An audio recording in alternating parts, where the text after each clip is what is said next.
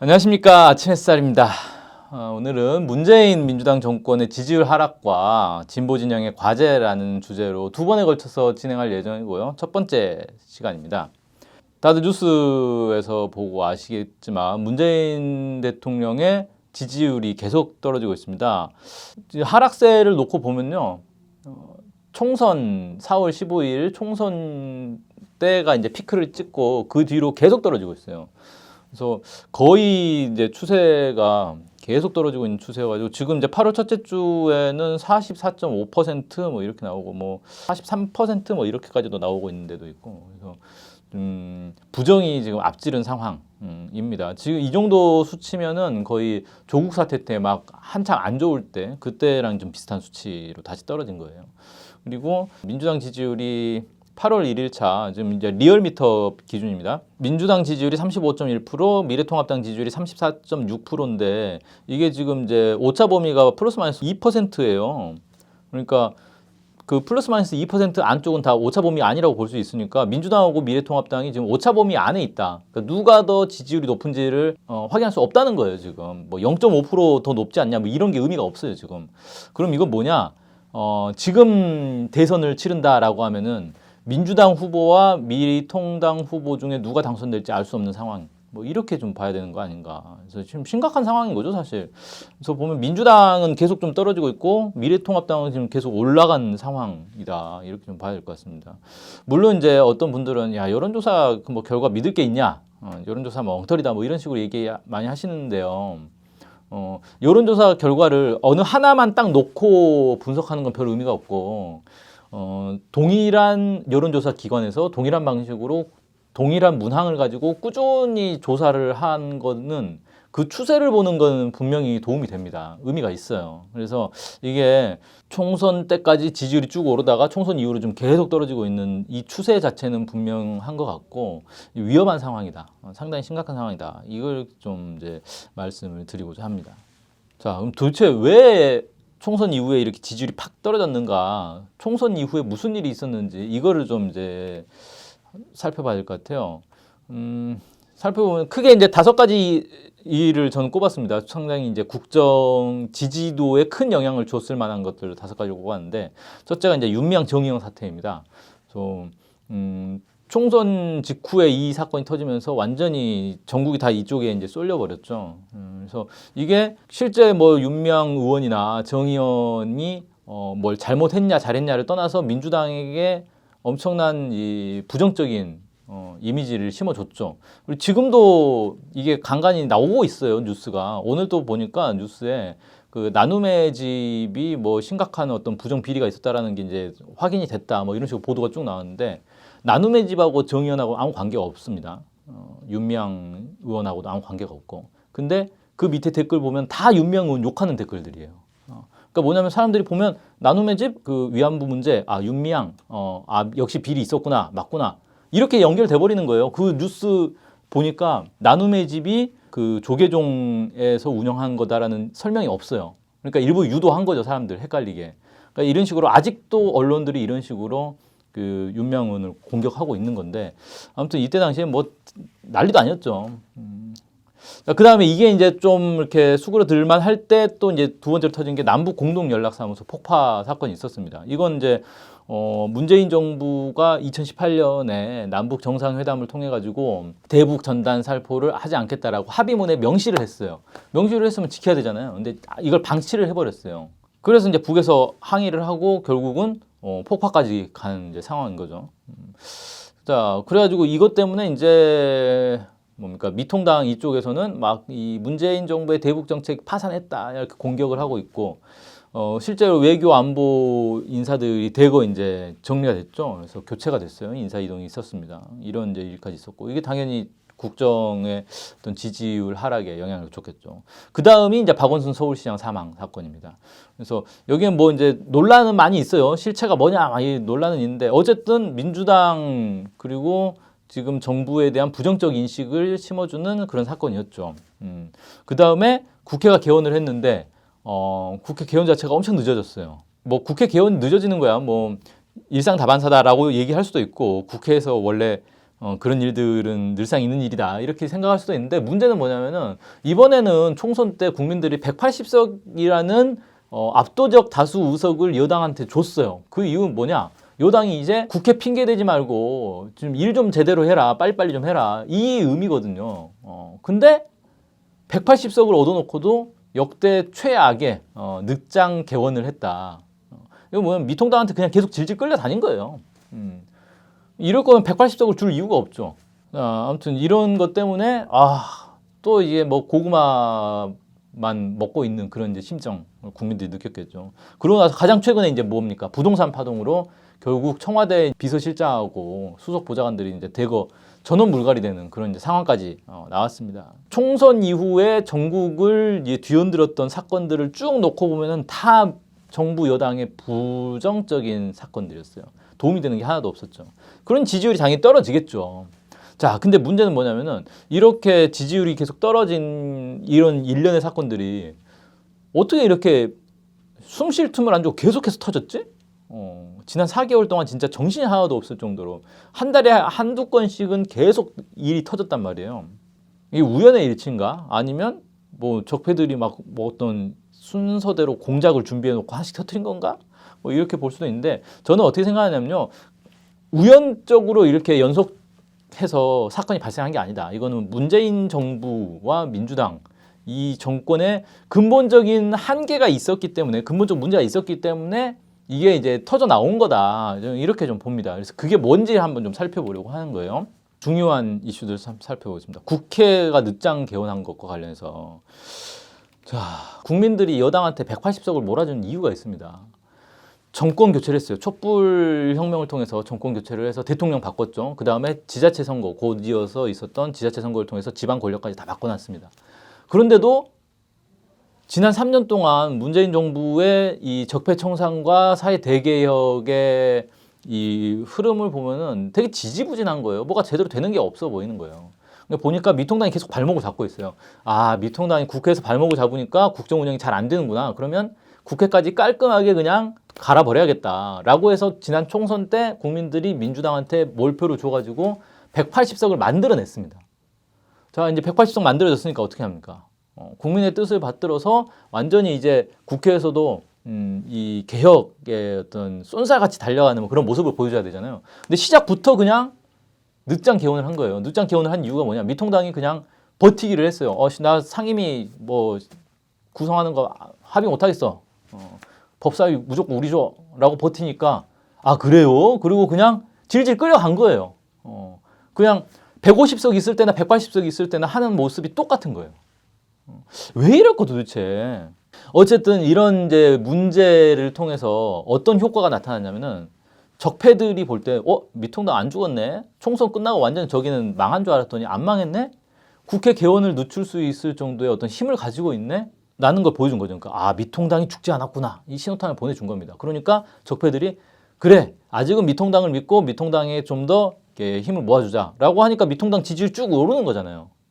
그러니까 여기는 자기들이 살아있다는 것만 보여줘도 3분의 1의 30%의 지지율을 딱 가져가는 거예요. 자, 그 다음에 더 큰 건 뭐라고 생각하냐면 공무원들이 동요를 합니다. 공무원 뭐 그냥 말단 공무원이야 뭐 큰 사회에 영향을 주는 건 아닌데 고위 공무원들 같은 경우는 특히 정권의 눈치를 엄청 본단 말이에요. 왜? 내가 어떤 정권의 줄을 잘 서서 어떤 정치 세력의 줄을 잘 서서 출세할 것인가 이걸 항상 생각하는 거죠. 그러니까 정권이 바뀐다고 해서 새로운 정권에 막 맹목적으로 충성하고 그러지 않습니다. 왜? 그러다가 오는 뒤에 다시 또 정권 바뀔 수 있잖아요. 그러면 그때 가서 또 새로운 정권에 줄 선다? 이게 안 돼요. 그러니까 자, 문재인 정부가 딱 들어섰어도 진짜 박근혜 이 세력은 몰락했을까? 아니 5년 뒤에 다시 부활할 수 있지 않을까? 그러면 내가 문재인 정부 아래에서는 좀 핍박을 받더라도 계속 친박근혜 행보를 걷는 게 유리하지 않을까? 이런 생각을 하게 된단 말이죠. 그러니까 정권이 바뀌어도 막 순식간에 이렇게 180도 뒤집어져 가지고 정권에 충실하거나 그러지 않는다는 거죠. 근데 보니까 지난 총선 때 민주당이 압승을 했어요. 그럼 공무원들 어떻게 생각했어요? 아이고 미통당 이제 끝났구나. 더 이상 미련을 가질 필요 없다. 이제 완전히 문재인 쪽으로 붙어야겠다. 이렇게 생각을 하겠죠. 근데 몇 달 안 지나서 국회 개원되는 모습을 보면서 이거 아니네? 미통당 죽은 줄 알았더니 안 죽었네? 잠깐만, 그러면 내가 문재인한테 줄 서려고 했던 생각을 다시 재고해야겠다. 좀 더 지켜보자. 박근혜한테 계속 줄 서는 게 맞겠다. 이런 생각들을 하게 된다는 거예요. 그러니까 고위 공무원들이 안 따라줘 버리니까 어떻게 됩니까? 문재인 정부가 뭘 하려고 해도 관료 집단들이 거기에 호응을 안 해주는 거예요. 뭐 경찰, 검찰들도 호응을 안 해주고 다 호응을 안 해줘 버리니까 뭐가 집행이 안 되는 거죠. 그래서 국회 개원이 며칠 늦어진 게 단순히 그냥 날짜상으로 며칠 늦어진 걸로 끝나는 게 아니고 기세 싸움에서 밀린 것이고, 이 기세 싸움에서 밀림으로써 국정 정반이 어려워지게 되는 그런 문제를 낳는다라는 겁니다. 그래서 상임위를 민주당이 완전히 독차지를 했는데 그 정도로 이제 큰 성과다라고 자만자족할 때가 아니고, 국회 개원이 늦어짐으로써 또 민심을 잃었구나, 이런데 위기감을 느껴야 될 때가 아닌가, 이렇게 생각이 됩니다. 두 번째로 검찰개혁에 대해서 좀 얘기를 해볼게요. 이번에 7월 30일에 그 당정청 협의를 통해 가지고 검찰개혁안을 내놨어요. 그래서 이제 뉴스에는 막 검찰개혁안에 대해서 막 소개가 됐죠. 좀 역시 그 당정청이 열심히 일을 하고 있구나. 이런 이제 생각을 하게 되는데, 실제 내용을 놓고 보니까 좀 이상한 거예요. 지금 검찰 개혁에서 핵심이 뭐냐면은 검경 수사권 조정입니다. 공수처는 어차피 이제 통과된 거니까 누가 공수처장 되고 뭐 이런 것들이 쟁점인 거지, 더 이상 쟁점은 아닌 거고, 검찰 개혁에서는 이제 검경 수사권을 어떻게 조정할 것이냐가 이제 쟁점이에요. 그래서 이제 뭐냐면은 경찰에게 수사권을 맡기고 검찰은 공소권, 기소권만 가지고 재판은 사법부에서 하고, 이렇게 이제 좀 나누자라는 게 이제 기본 아니었는데, 검찰이 가지고 있는 수사권을 전부 경찰한테 주는 게 이게 경찰한테 너무 힘을 실어준다, 검찰이 힘이 빠진다, 이래가지고 검찰에서 당연히 반발을 하겠죠. 그래가지고 이걸 어떻게 했냐면요, 어떤 거는 검찰한테 주고 어떤 거는 경찰한테 주고 이렇게 좀 나누자. 그동안은 검찰이 100% 가지고 있던 거를 뚝 쪼개가지고 경찰 주자. 이렇게 이제 조정을 한 거예요. 그렇게 해서 나온 게 뭐냐면요, 6대 범죄에 대해서는 검찰이 계속 수사권을 갖고 나머지는 경찰이 갖는 걸로 이렇게 좀 이제 조정을 했습니다. 자, 그 6대 범죄가 뭐냐면요, 공직자, 4급 이상 공직자 범죄는 검찰이 수사한다. 그다음에 부패, 3천만 원 이상 뇌물수수 범죄는 검찰이 수사한다. 그다음에 경제, 사기, 배임, 횡령 규모 5억 원 이상의 경제는 검찰이 수사하는데, 여기에 마약, 수출입 범죄도 포함시키고, 그다음에 방위 산업 문제, 선거, 그다음에 대형 참사, 대형 참사에 사이버 범죄가 이제 포함이 되는 거죠. 이렇게 이제 해놨어요. 자, 이제 딱 들어보니까 어떻습니까?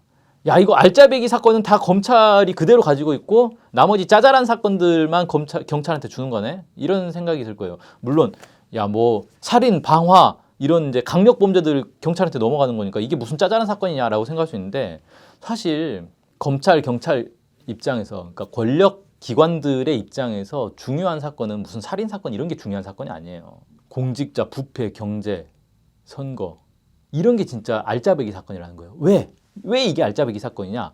검찰에게 그 수사권, 기소권이 있음으로 인해서 이게 권력이 되는 이유가 뭡니까? 내가 예를 들어서 어떤 국회의원이 무슨 사고를 쳤어요. 어떤 장관 아들이 사고를 쳤어. 뭐 어디 당 대표 뭐 조카가 무슨 사고를 쳤어. 그러면 걔를 내가 완전히 철저하게 수사를 해가지고 엮어낼지 아니면 그냥 봐줘서 기소를 안 할지, 이 판단을 하는 것 자체가 권력이라는 거예요. 그럼 어떻게 됩니까? 검사가 그런 권한을 가지고 있으면 이 정치인들이고 뭐 이런 사람들이 다 줄을 서겠죠. 야, 우리 뭐 아들 이번에 사고 쳤는데 좀 잘 좀 봐줘라, 이런 식으로 줄을 선단 말이에요. 이게 권력이 되는 거예요.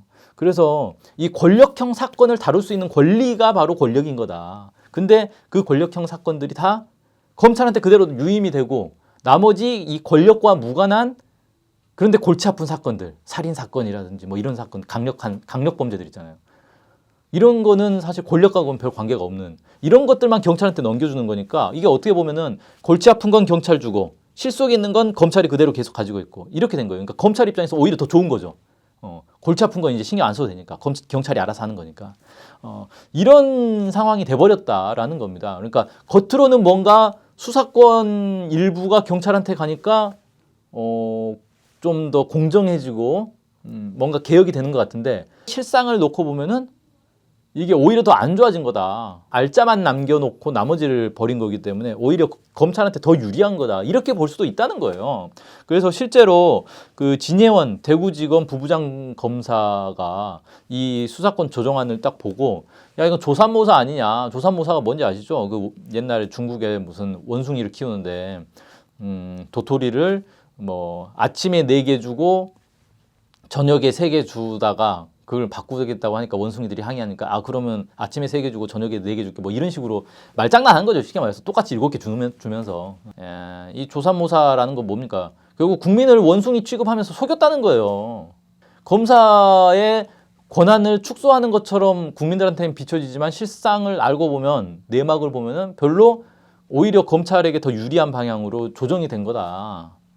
라는 거죠. 그래서 이 심각한 문제가 있고 왜 이렇게 했는지 도대체 문제가 좀 큰 거 아니냐 이렇게 지적을 하는 거고 경찰들도 당연히 반발하겠죠. 이게 검찰 개혁을 한다더니 이게 뭐 배가 산으로 갔다 뭐냐 이게 이런 식으로 이제 반발을 하고 있습니다. 그래서 이걸 딱 놓고 보면 어떤 생각이 드냐면 이 조삼모사라는 표현이 정말 적절한 것 같아요. 문재인 정부, 문재인 민주당 정권이 지금까지 해온 이 개혁의 모습을 보면은 조삼모사식이 되게 많았습니다.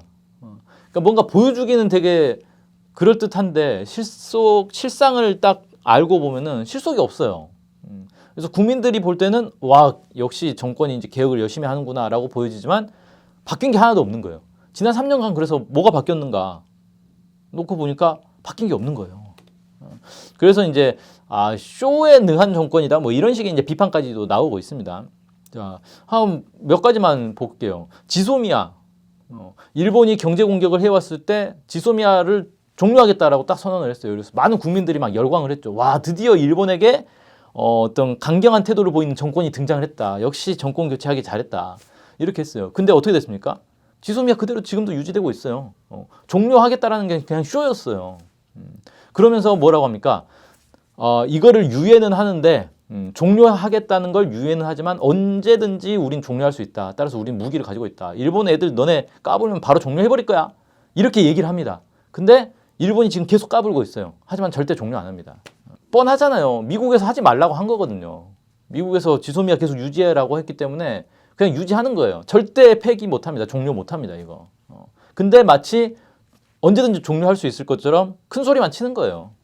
이와 관련해서 이 이제 일본의 경제 공격이 오게 된 배경부터 좀 살펴보죠. 일본 전범 기업들이잖아요. 전범 기업들이 일제 강점기 당시에 한국인들을 이제 강제 노역을 시켜가지고 여기에 대해서 배상을 이제 우리가 청구를 했고 그 한국 법원이 일본 기업이 배상해야 된다라고 판결을 내렸어요. 근데 일본 기업이 싫다 안 하겠다라고 하잖아요. 그럼 어떻게 합니까? 일본 기업의 자산이 한국에 또 있단 말이에요. 그러니까 예를 들어서 일본에 무슨 전범 기업이 있으면 한국 지사가 있으니까 그 한국 지사가 가지고 있는 재산이 있을 거 아니에요. 이 일본 기업의 한국 내 자산을 동결하고 몰수해가지고 이걸 현금화해가지고 배상을 해줘라라고 이제 법원이 명령을 내린 거죠.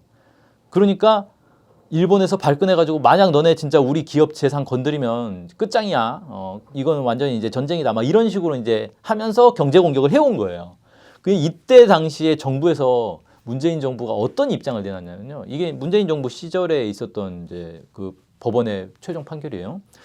문재인 정부에서 어떻게 접근을 했냐면 일본한테 가가지고 협상을 걸었어요. 야, 우리가 법원 판결이 이렇게 났기 때문에 이렇게 이행은 해야 된다. 근데 너네가 항의하니까 그러면 우리가 방법을 알려주겠다. 너네 일단 너네 기업에 벌금은 내라. 그러면 우리가 이거를 보전해 주겠다라고 한 거예요. 이게 뭡니까? 그러니까 어떤 범죄자가 있어요. 범죄를 저질렀어요. 그래서 벌금을 내라고 해요. 앞에서는 벌금 받고 뒤에서 그 벌금을 돌려주겠다는 거예요. 이게 범죄자를 응징하는 겁니까? 이게 쇼라는 거예요. 쇼. 마치 일본의 강경한 모습을 보여주는 것 같은데 알고 보니까 일본한테 막 되게 잘해주려고 열심히 노력하고 있는 이런 모습인 거 아닙니까? 왜 이런 모습을 보이지? 정말 이해할 수가 없는 건데. 남북 관계도 마찬가지입니다. 뭐 아까 이제 그 남북 공동 연락사무소 폭파 뭐 있었는데 2018년 9월 달에 문재인 대통령이 평양에 가가지고 5일 경기장에서 연설한 모습을 보면서 많은 사람들이 감동을 받았습니다. 일단 뭐 내용도 좋고 거기에 이제 평양 시민이 막 10만 명이 있는 데서 직접 자유롭게 연설을 했다는 것도 되게 감동적이고, 아무튼 그래가지고 이 정상회담 끝나고 나서 야, 드디어 남북 관계가 이제 완전히 이제 새로운 단계로 넘어서 하겠구나, 질적인 도약을 하겠구나라고 다들 기대를 했어요. 근데 알고 봤더니 뒤에서는 남북 정상 간의 합의를 하나도 이행을 안 하고 있었던 거예요. 그리고 이게 미국이 못하게 하니까 어쩔 수 없다 수준을 넘어서서 대북 전단 살포 같은 경우는 이명박 박근혜도 통제를 했던 거란 말이에요. 이명박 박근혜 시절에도 필요에 따라서 이렇게 대북 전단 살포를 금지를 시켰어요. 그래서 막 그 가로막고 막 그랬단 말이에요. 근데 문재인 정부는 오히려 이걸 풀어줬어요. 통제를 안 해버린 거예요. 그래가지고 자유롭게 막 대북 전단 날렸다는 거죠. 남북 정상 합의에 명시를 했어요. 대북 전단 살포 중단하겠다라고. 그래놓고도 계속 날린 거예요. 그러니까 국민들한테는 뭔가 엄청나게 남북 관계에서 성과를 낼 것처럼 막 보여주고 쇼를 했는데 뒤에서는 아무것도 안 한 거예요, 그냥. 그러다가 북에서 발끈해가지고 이걸 막 다 공격을 하니까 국민들한테 들통이 났잖아요. 그러니까 그제서야 맞아, 우리 막기로 했었지. 이제부터 열심히 막아볼게.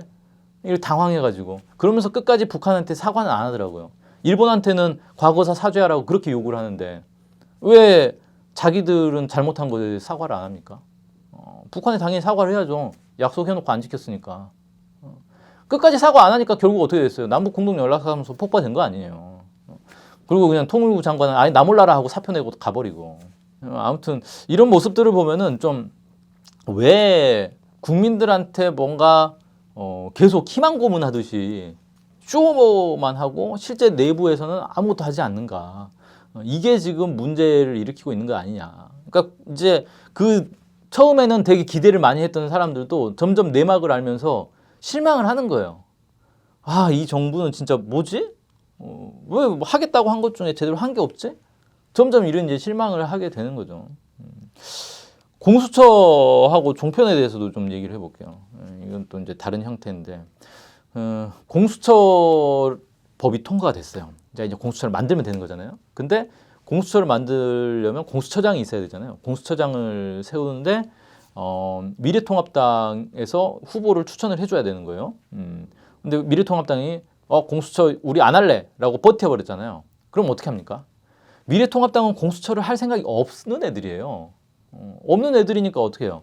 여기를 설득해가지고 공수처 참여하도록 할 수가 없어요. 애들 어차피 무조건 버틸 거란 말이에요. 그럼 빨리 다른 대책을 세워가지고 이걸 밀고 나갔어야 되는 거죠. 근데 원래 법으로 정해진 공수처를 설치하는 그 기간이 지나도록 공수처장을 못 뽑아가지고 결국은 늦어져 버렸어요.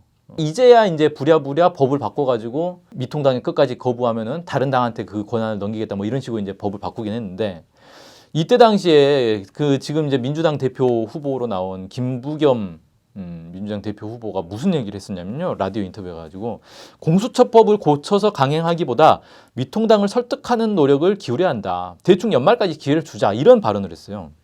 그러니까 공수처가 설치되어야 하는 법적 시한이 있는데 이거를 연말까지 그냥 기회를 줘서 늦춰버리자는 거예요.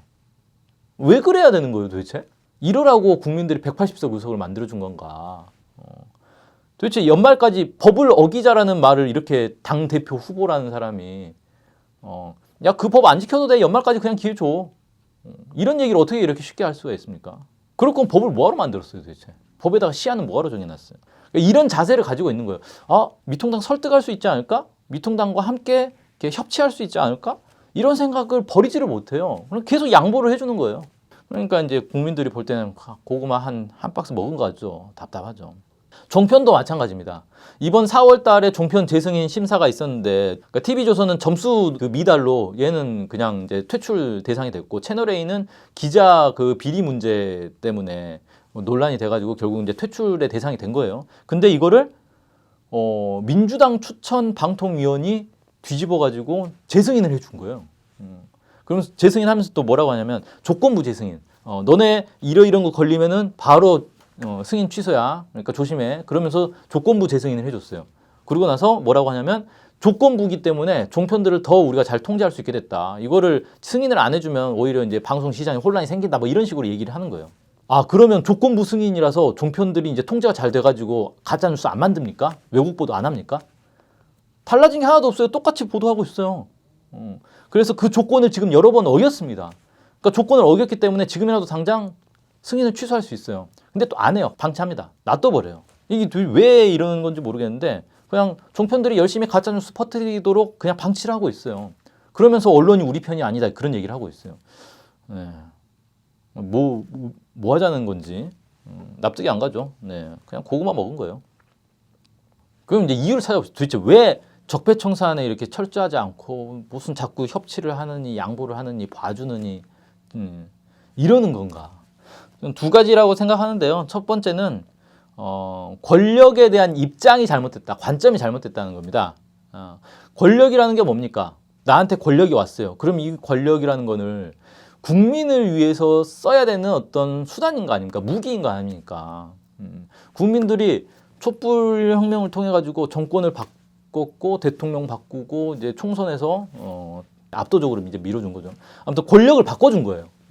그러면서 무기를 쥐어준 거예요. 야, 우리가 너네한테 무기를 줄 테니까 이걸로 적폐청산 사이다 개혁 잘해봐라라고 무기를 준 거예요. 근데 그 권력을 딱 받은 사람이 그래 내가 진짜 국민들을 위해서 이 권력을 열심히 휘둘러 가지고 적폐들을 다 베어버려야지라고 생각한 게 아니고 오 권력이 왔다. 야 이제 좀 한번 즐겨볼까? 드디어 승리했네. 이렇게 나오는 거예요. 권력을 자기들이 누리는 것으로 생각하는 거예요. 여기서부터 문제가 발생하는 것 아니냐라고 생각을 합니다. 자, 국회의원이 당선이 됐어요. 그럼 가장 먼저 뭘 할 것 같습니까, 여러분? 국회의원 당선되는 그 순간부터 당선 확정되는 그 순간부터 전화가 막 오기 시작합니다. 축하 전화예요. 축하 전화 좋죠. 기분 좋죠. 근데 이게 단순한 축하 전화가 아닙니다. 권력가들 아까 말했던 고위 공무원들 있잖아요. 검찰, 판사, 뭐 기자, 뭐 사업가, 재벌들 뭐 이런 사람들이 막 전화를 합니다. 전화를 해가지고 언제 축하하니까 언제 술이나 한잔 합시다. 밥이나 한 끼 먹읍시다. 이런 식으로 접근을 해요. 그래갖고 만나면 뭐합니까? 의원님 축하합니다. 내가 의원님 위해서 충성을 다하겠습니다. 계속 이렇게 얘기하는 거예요. 그래서 계속해서 향응을 제공하고 줄서기를 하고 여기에 이제 권력의 맛을 들이는 거죠. 내가 국회의원 당선되니까 아주 그냥 대우가 달라지네. 사람들이 나를 보는 게 달라지네. 그 전까지는 뭐예요? 대부분 국회의원 하는 사람들이 그 전까지는 되게 힘들게 산단 말이에요. 뭐 변변한 직장이 있는 것도 아니잖아요. 정치하는 사람들이. 그러니까 사람들이 쟤는 뭐 국회의원 한다더니 국회의원도 못하고 쟤 언제까지 저러고 살래? 라고 비난하던 사람들이 갑자기 180도 바뀌어가지고 야 나랑 밥 좀 한 끼 먹자 제발. 다 이러고 있으니까 완전히 권력이 취하는 거죠. 야 이렇게 기분이 좋은 거구나 이게 당선되고 나니까. 자 이렇게 돼가지고 넘어가는 겁니다 그냥. 그러니까 노무현 정부 초창기에 그런 얘기들이 있었어요. 삼성에서 엄청나게 향응을 했다고. 그래가지고 그 노무현 핵심들이 다 삼성에 넘어가 버렸어요. 그래가지고 노무현 정부가 삼성에게 권력을 넘겨줬다. 뭐 거의 이런 얘기들이 막 나왔잖아요. 넘어가는 거예요. 근데 그 노무현 정부의 그 대통령부터 시작해서 핵심들이 삼성의 문제를 몰랐겠습니까? 그 사람들도 다 민주화 운동했던 사람들인데 재벌이 문제가 있다는 걸 모를 리가 없잖아요. 근데 딱 정권을 쥐고 보니까 이 사람들이 삼성에서 찾아와가지고 되게 충성하겠다. 우리가 진짜 잘하겠다. 그 정권의 성공을 위해서 협조하겠다. 이러니까 그래 내가 재벌을 손볼 게 아니라 삼성을 내 수단으로 내 무기로 삼으면 되겠네. 얘네들이 내 말 잘 듣겠네. 이렇게 혹한 거예요. 그래서 자기들이 삼성의 부하가 됐지만 겉으로는 삼성이 자기들 부하가 됐다라고 착각을 하는 거죠. 그게 지금도 비슷하지 않을까 저는 이렇게 생각합니다. 그렇게 되니까 어떻게 되느냐? 지금 막 그 공수처 문제라든지 검찰 개혁 문제라든지 이런 데서 되게 황당한 모습들을 막 보여주잖아요. 제가 볼 때는 공수처 이거 굳이 해야 되나라는 생각하고 있을 것 같아요. 지금 민주당 내에서 일부 사람들이 벌써 그런 얘기 나오잖아요. 공수처 이거 서두를 필요 없다. 서두르면 안 된다. 이런 주장을 하는 사람들이 막 나와요. 근데 이게 뭐냐면은 검찰이 찾아와가지고 진짜 윤석열 때문에 내가 대놓고 말을 못하는데 나 민주당 편이다. 나를 당신들의 부하로 삼아달라. 그러면 된다. 야 경찰한테 권력 주지 마. 경찰이 너네 말 들을 것 같아? 아니야. 검찰 우리 같은 사람들이 너네 말 잘 듣는 거야. 이런 식으로 막 이제 술을 마시면서 구워 삼는 거예요. 그러면 국회의원들이 넘어가는 거죠. 그래. 이게 검찰이 말을 잘 듣는데 나랑 말이 좀 잘 통하는데? 그럼 오히려 검찰에게 그냥 권력을 계속 남겨주는 게 우리한테 유리할 것 같은데? 이런 식의 생각을 하게 만든다는 거예요. 그래서 넘어가는 거죠. 그래서 이게 권력을 국민을 위해 사용하는 무기다라고 생각하는 게 아니라 이건 내 거야, 내가 누릴 거야 라고 생각하는 순간 이미 맛이 가게 된다라는 거죠. 두 번째는 한국 사회를 근본적으로 변화할 생각이 없다, 의지도 없다. 그렇기 때문에 생기는 문제 아닌가 이렇게 생각을 합니다. 예를 들면은 적폐들과 협치가 가능하다고 생각하는 게 여기서부터 출발하는 거예요. 한국 사회를 근본적으로 뜯어 고치려면 어떻게 됩니까? 한국 사회 곳곳에 암약하고 있는, 그러니까 이 권력과 이 돈이 있는 곳이라면 어디든지 적폐들이 다 암약하고 장악을 하고 있어요. 이걸 다 뜯어 고쳐야 돼요. 뜯어 고치려면 결국 적폐들을 다 청산을 해야 됩니다. 근데 이걸 근본적으로 뜯어 고칠 생각이 없으면 적폐들을 굳이 청산할 필요가 없어요. 그냥 손을 잡으면 돼요. 결탁을 하면 되는 거예요. 그래서 적폐들과 협치가 가능하다. 너네 권력을 우리한테 조금만 넘겨줘. 그러면 너네도 보장해 줄게. 이렇게 되는 거예요. 자, 문재인 정부가 이 경제, 서민 경제를 살리겠다라고 해서 찾아간 곳이 어디입니까, 결국은? 이재용이에요. 이재용 사면시켜주고 재판 중인 사람을 만나가지고 막 웃으면서 악수하고 이렇게 돼버리는 거예요. 노동자들, 중소기업을 찾아갑니까? 아닙니다. 삼성을 찾아가는 거예요.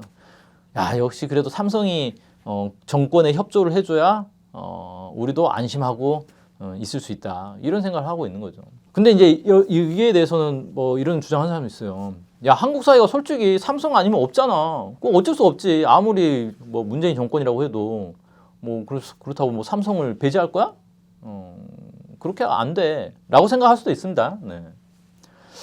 근데 진짜 삼성 외에는 답이 없나요? 한국 경제는? 생각해 볼 필요가 있죠.